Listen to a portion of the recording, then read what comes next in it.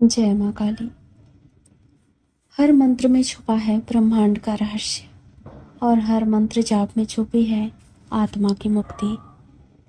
तो मंत्र जाप से लेकर सिद्धि तक की यात्रा कैसे पूरी की जाती है, मंत्र जाप के क्या नियम होंगे, मंत्र जाप से सिद्धियाँ कैसे मिलेंगी, क्या संकेत मिलेंगे, ये सब कुछ जानेंगे। वीडियो को पूरा देखिएगा। वीडियो में आगे बढ़ूं उससे पहले मैं चाहूँगी चैनल को सब्सक्राइब कर लें। वीडियो पसंद आए तो लाइक करें, क्योंकि आपका साथ ही मेरी शक्ति है। मंत्र का क्या अर्थ होता है? मंत्र दो शब्दों से मिलकर बना है, मन और त्र। त्र शब्द तारण यानी कि मुक्ति। जो मंत्र हमारे शरीर के बंधनों से मुक्ति दिलाए, इस सांसारिक बंधनों से मुक्ति दिलाए, मोहमाया से मुक्ति दिलाए, वो मंत्र होता है। मंत्र से हमारा मन नियंत्रित होता है। मंत्र जाप जब हम करते हैं तो हमारे शरीर में एक खास तरह की ऊर्जा वाइब्रेशन पैदा होती है, जो कि उस ब्रह्मांडीय ऊर्जा, उस ब्रह्मांडीय चेतना से हमें जोड़ती है, जो कि पहले इंसान पूरी तरह से शून्य होता है, ना उस ऊर्जा को जानता है, ना उस वाइब्रेशन को जानता है, स्पंदन को जानता है। लेकिन जैसे जैसे इंसान मंत्र जाप करते जाता है, उसके सभी द्वार खुल जाते हैं, जो कि हमें उस ब्रह्मांड से जोड़ते हैं। शून्य से लेकर शिव तक की यात्रा मंत्र जाप से पूरी होती है।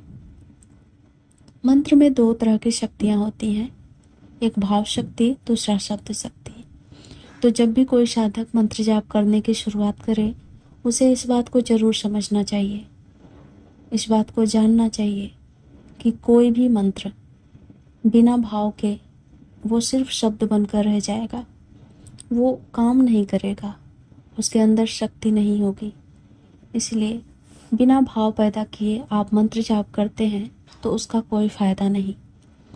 भाव का मतलब ये है कि जब आप किसी भी मंत्र का जाप करना शुरू करते हैं तो उस देवी देवता के साथ अपने रिलेशन को बनाएं। आप महसूस करें कि आपके हृदय में, आपकी आत्मा में उस देवी देवता के लिए क्या भाव है। क्या आप उस देवी देवता के लिए पुत्र भाव पैदा कर रहे हैं, पुत्री का भाव पैदा कर रहे हैं, पिता माता भाई बहन किस तरह का भाव रखते हैं, और उसी भाव को जोड़कर मंत्र जाप करना होता है।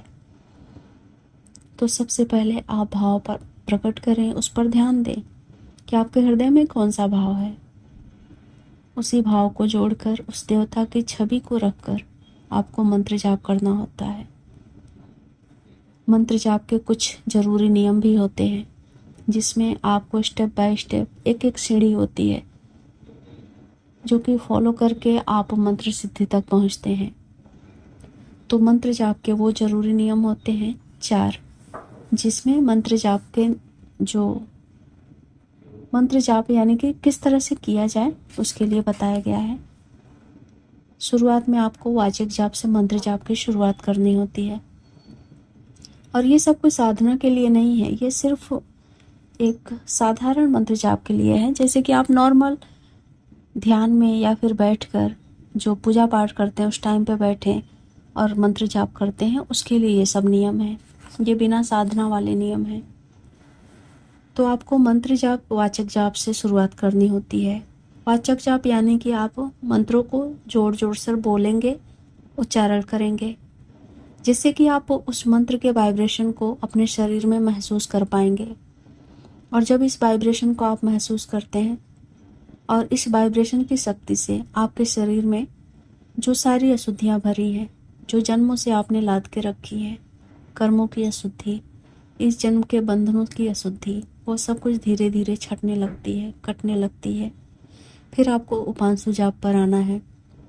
उपांशु जाप में आप होठ को हिलाएंगे, शब्द निकलेगा, पर वो शब्द धीमा होगा, या फिर वो शब्द किसी को सुनाई भी नहीं देगा, एकदम हल्का होगा, सिर्फ आप ही सुन पाएंगे। तो इस तरह से उपांशु जाप किया जाता है। तीसरा मानसिक जाप होता है। मानसिक जाप में आप मन ही मन मंत्र को जपते हैं, ना आपका होठ हिलता है, ना शब्द निकलते हैं। उसके बाद होता है अजपा जाप।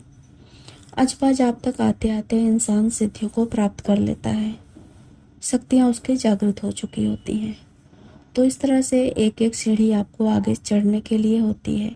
ऐसा नहीं कि आप वाचिक जाप ना करें, उपांशु ना करें, सीधा मानसिक जाप करें या फिर अजपा जाप करने की कोशिश करें। तो देखिए, आप मानसिक जाप कोशिश करके कर सकते हैं, उपांशु भी कोशिश करके कर सकते हैं, पर अजपा जाप भी कोशिश करके नहीं किया जा सकता। और जब तक आपने ये तीनों सीढ़ियों को पूरा नहीं किया, ये तीनों सीढ़ियाँ नहीं चढ़ी हैं, तब तक अजपा जाप हो ही नहीं सकता। क्योंकि अजपा जाप तक अजपा जाप तक पहुँचते पहुँचते इंसान की जो मंत्र होते हैं वो आत्मा ने अवशोषित कर लिया होता है।